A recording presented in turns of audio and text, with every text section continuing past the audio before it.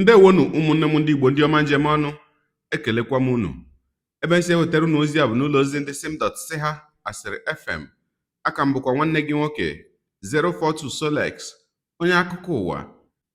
Ihe onyonyo a ị na-ahụ n'iru ebe a bụ ọtụtụ ihe onyonyo nke si na obodo Ọka nke bụ isi ọnọdụ steeti Anambra wee pụta tata bụ Tuzdee mkpụrụ ụbọchị nke ise nke ọnwa Ọgọst n'afọ 2025 bụ Tuzdee 5th August 2025 dịka onye ama ama bụ Maazị Martins Vincent Ose, onye ka ama dịka Very Dark Man, bịara na ya bụ obodo Ọka ka ya na ụmụ ikorobịa na ụmụ agbọghọbịa ndị steeti Anambra nọkọ wee kwanyere nwanne anyị nwoke onye nke ọnwụ ya ọtụtụ atọrọ ya na ọnwụ ya na-akpọtụ akpọtụ kamgbe izuụka gara aga bụ Maazị Ifesinachi Onyekere, onye nke ama dịka Fish Magnet, onye nke a sị na atọrọ na ụlọ ọrụ ebe ọ na-egbu azụ ma ihe ọzọ enwetara bụ ozu ya bụ nwa amadi.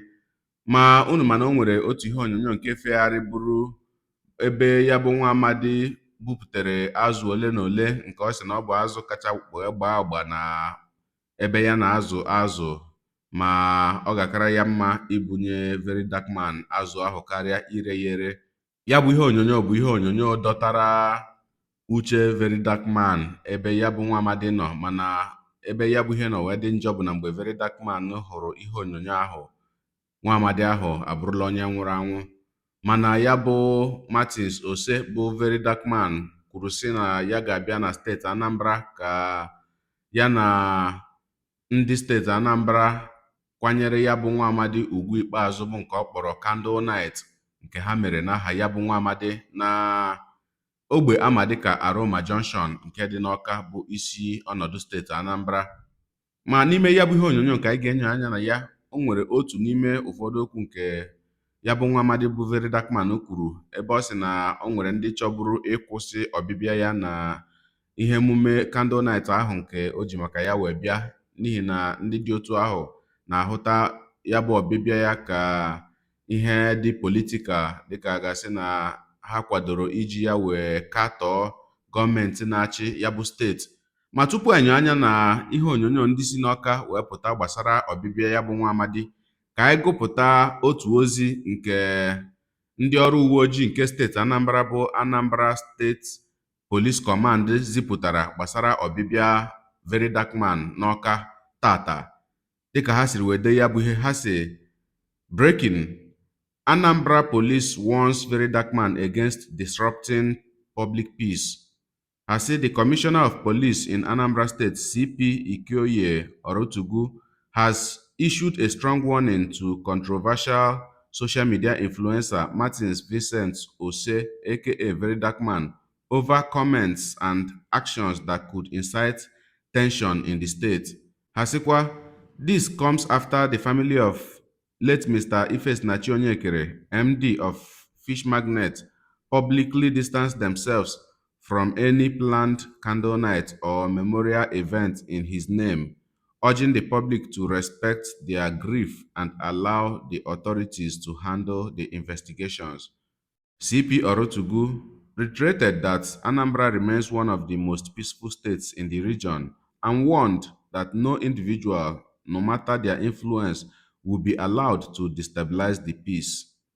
He urged the public to remain calm and go about their daily activities, warning that anyone found spreading misinformation or causing unrest will face the full wrath of the law.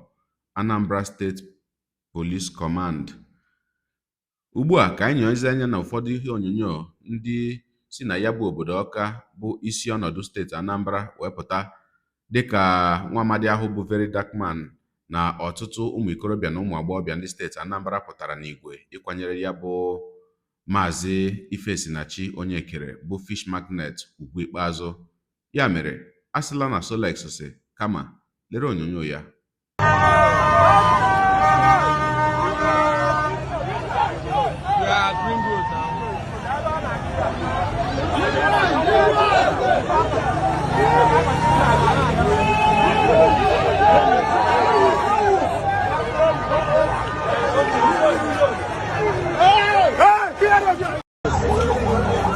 Thank you, everyone. What we are seeing today is not only against fish magnets, but this is a collective will of Ndi Anambra, all the youth of Anambra, standing with the security agencies to make sure that the killings in Anambra is reduced to drastical level. And they are ready to work with the security agencies to provide information on issues that concern security. What you are seeing today is just a replica of the collective will of Ndi Anambra to make sure that the security is very, very stable in Anambra. Thank you. And as you can see, what is going on here, we are going to demonstrate our pains, how we feel.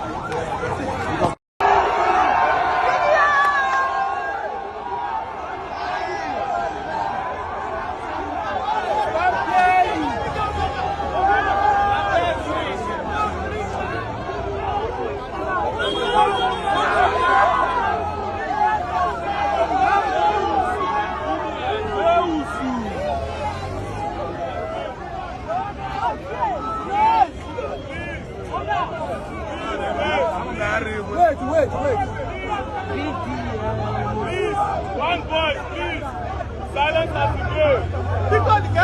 Because one voice. Silence at the grave. Because thank you.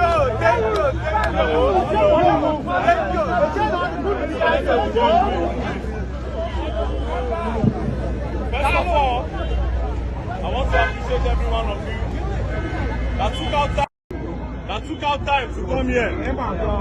Don't play. It is so sad. Silence. Please silence. It is so sad that no be happiness carry us come here. Now sadness that make us gather. We are supposed to gather because of happiness to celebrate. But it's so sad that we are gathered here today because of the demise of a young blood like every one of us, whose name is Fish Magnet, as you all know him. Fish Magnet is a victim of the incompetence of our security. Now, excuse you, let me explain. Let me explain. Before I came here, let me just break down something. They actually wanted to stop this because they thought I am political. Maybe I want to do politics for one person against this governor or against this government. But I don't care about politics. It's none of business.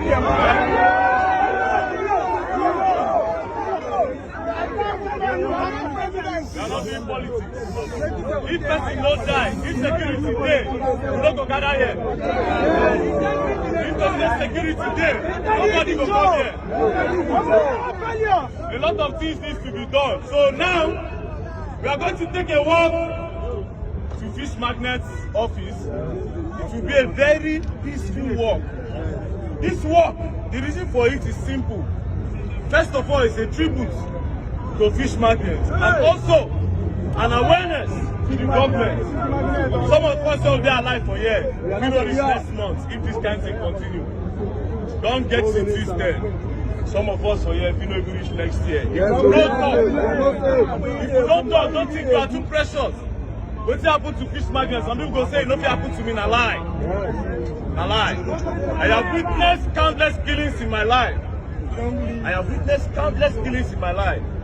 It's just quite unfortunate. That a young man like that will be kidnapped and taken away, and he will never come back again. First of all, the economy does not favor the youth. It doesn't.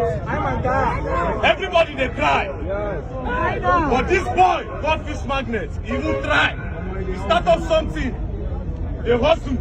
The least thing the government should do for him is to provide him with security. Nigeria of today, farmers don't go farm because you don't know what will happen to you. Not just Anambra, in Enugu State, the other day, just like this Fish Magnet, and so they take one woman, only son. In Enugu State, in the farms, they rape their women, they rape their young girls, they put stick in their vagina. Evidence there. Evidence there. You saw the Yelwata incident. No worry, evidence Over 200 people were burned and killed. Just never finished. So we are not only talking about this place. This movement we are doing today is to raise awareness on the insecurity around the whole country. Now, the problem of the youth is that we are easily distracted with the next topic. I am telling you, that's another problem. The government know that if we talk, now keep quiet. If they say we talk, they know they keep quiet. Maybe all these things will not stop. As I'm talking to you now, even all these police I see for here, they chop them like suya. Not be only you that they buy police, they keep police, they keep army, they sacrifice for you, they sacrifice army every day. Every day. That's all, my brother. Every day. Imagine policemen. Let's leave. No. I don't say the natural, the youth. Some of us, they see police as enemy, army as enemy. But I'm tell you the truth today. Even all of them, now mumu inside the whole business. That's the truth. Plenty of them, in a bid to buy food for their family, they don't sacrifice plenty. Do you understand? Fulani where they inside bush. Make I know use Fulani, not be all of them. I'll use terrorists, please. I correct myself because I know stereotype all of them. The headsmen in the bush, they get gun where better pass policeman gun. Who they bring out from Nigeria? Headsmen get bombs, get bulletproof, get everything. They even get time, they train people inside bush. This country is pretty much surrounded by terrorists. Pretty much surrounded by terrorists. It's not a joke. It's not a joke. You people don't even understand. It's not a joke. It's not a joke. Me when they talk today, I think they go outside of black people.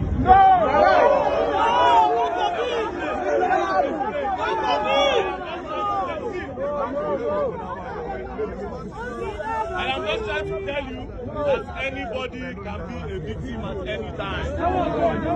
So we'll go straight to business. We are taking work to Fish Magnet's place.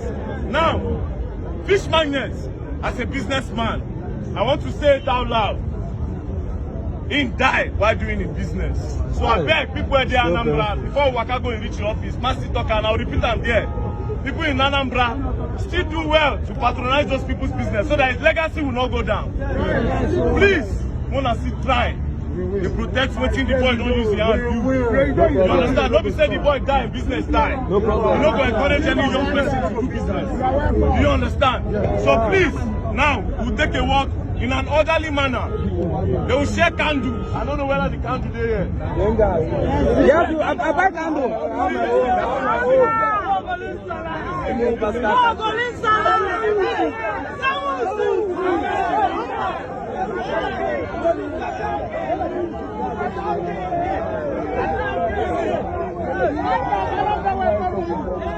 Listen, in an orderly manner, we go walk. Police there, police go protect, they go guide. Or just waka. You understand? In an orderly manner. Ọkụ ikirichala ya bụ ihe onyonyo. Ana m asị ka mkpụrụ obi ya bụ nwa amadi bụ Maazị Ifesinachi onye kere nke ama dịka Fish Magnet, onye nke a napụrụ ndụ ya n'ike zuru ike na ndokwa, maka mkpụrụ obi ndị niile bụ ụmụnna anyị bụ ndị esirila otu ahụ wee napụ ndụ ha zuru ike na ndokwa. Ise, wee na-ekpekwanụ sị ka Chineke nna kasie ezinụlọ ha obi, wee na-asị ndị ezinụlọ niile ụdị ọnwụ a metụtarala, ana m asị unu ndonu dibenu.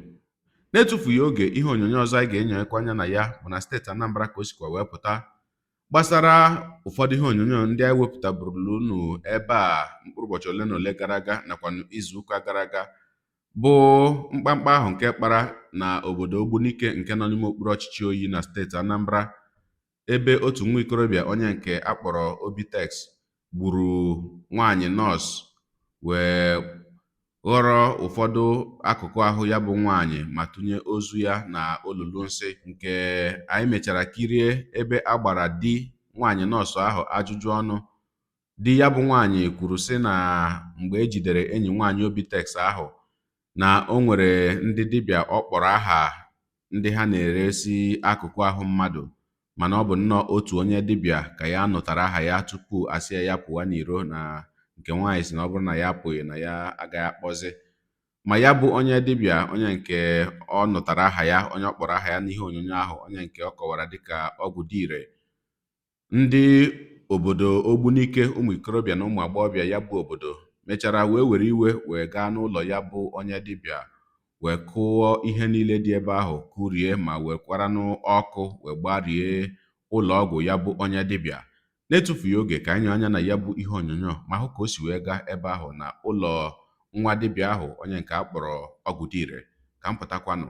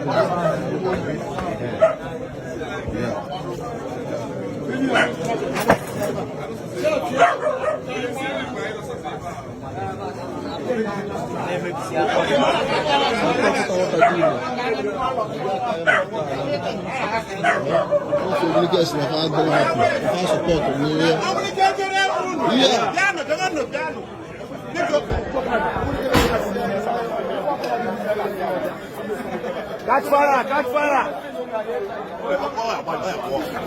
Catch fire everywhere!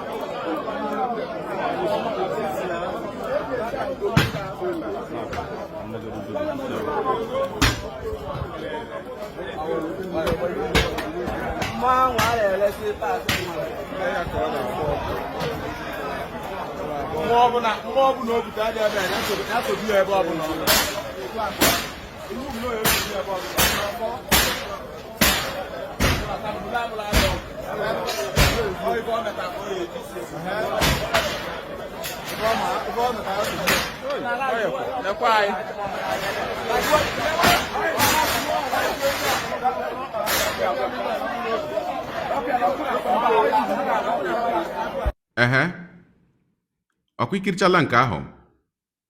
N'etufughị oge, ihe onyonyo ọzọ anyị ga-enyo anya na ya ugbu a bụ ihe onyonyo si na aka otu nwa dibịa, onye nke ama ama na obodo Oraifite na steeti Anambra, bụ onye nke ama dịka Man Pass Man. Ya bụ ihe onyonyo gosiri ya bụ nwa dibịa ebe o kere ekike dịka onye ọrụ nchekwa, ma gosikwanụ ọtụtụ ndị ya na ya so, ndị nọ ya n'azụ dịka ndị ọrụ nchekwa kwa. O wee na-ezi ozi dọ aka na ntị si na onye ọbụla nwere awọ ya zọkpọ ya afọ, onye ọbụla nwekwaranụ nkakwụ ya bee ya ọnụ, maka na ha anaghị ele mmadụ anya n'iru na ya bụ ọrụ nke ha pụtara ugbu a. N'etufughị oge ka anyị anya ihe onyonyo nke ahụ tupu nkwuwezie ihe ọtụtụ ndị mmadụ na-ekwu nakwanụ ajụjụ ọtụtụ ndị mmadụ na-ajụ gbasara ya bụ ihe onyonyo. Ka m pụtakwanụ. Ụtụtụ ọma Igbo ọma ndị njem ọnụ. Ana m ekene nwoke na-ekene nwaanyị, ọkụ na-enye ife na-ekene ọnụ. Ụtụtụ ọma na ana m ekene onye ọbụla nke echiri ya zelu. Ekwuru m ọnụ wụrụ akpa onye ọbụla kebe nke na ngụ. Ọnụ wụrụ akpa onye ọbụla kebe ọnụ ya na ngụ. O nwere awụzọ kpụtata ya afọ, o nwere nkapị bikwa ya ọnụ. O nwere awụzọ kpụtata ya afọ, o nwere nkapị bikwa ya ọnụ. Man Pass Man, ọkụ na-enye ife na Oraifite m na-ekwu. Kama na ome nke omenanya ọha ya afịa ọmụmụ egbu ngwu mmanya mmadụ nke ọchụ nwa ọkọghị nwada nwa ọkọghị nwe ọsọ. Ekwere m o nwere awụzọ kpọrọta ya afọ, o nwere nkapị bie ya ọnụ. O nwere awụzọ kpọtata ya afọ, o nwere nkapị bikwa ya ọnụ. Ọkụ na-enye ife na Oraifite m na-ekwu. o nwere awụzụ kpọtata ya afọ o nwere nkapị bie ya ọnụ one pass man ọkụ na ife m na-ekwu egwuregwu adịrọ n'iru ọrụ ehe ọkụ ikirichala ya bụ ihe onyonyo a butere nkwumuche onye dị iche iche dịka ọtụtụ ndị mmadụ na-ajụ ajụjụ sị kedụzi mgbe ya bụ nwa dibịa onye nke onye ọbụla makwa ama dịka nwa dibịa malitere rụwa ọrụ nchekwa. Ụfọdụ ndị mmadụ wee na-ajụkwa n'ajụjụ sị kedu nke bụ na mgbe ndị gọọmenti na-anwụchibe akwa ọkụkọ tiwara akị na ebe ọbụla ị hụrụ akwa ọkụkọ na ị ga-ahụrịrị mampasman, ebe ọbụla ị hụkwara na mampasman na ị ga-ahụ akwa ọkụkọ, nke bụ na ha abụọ sokwanụ na ofu otu nke ama dịka ndị Morning Star.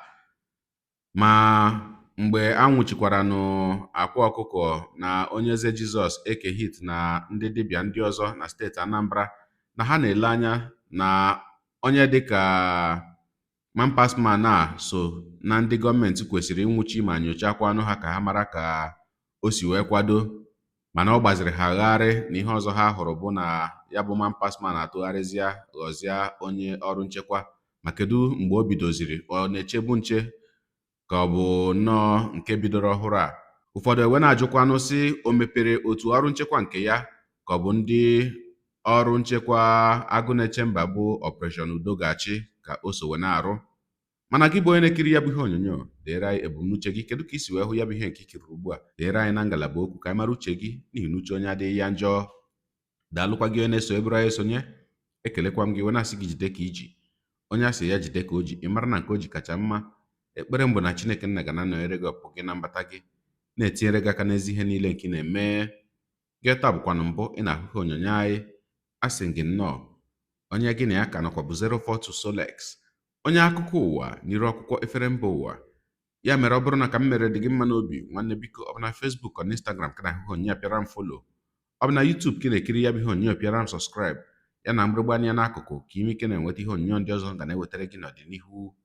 Igbo ndị ọma njem ọnụ, Igbo mụrụ nze m ọzọ, ekelekwa m unu wee na-asị na ọ ga na-adịrị unu niile mma o. Ise ngwanụ tụsawara m ihe onyonyo a na-atụsara m ya bụ ihe onyonyo na-apịrị m aka na share button. Ya mara gị mma onye nke m. Udo dịrị unu.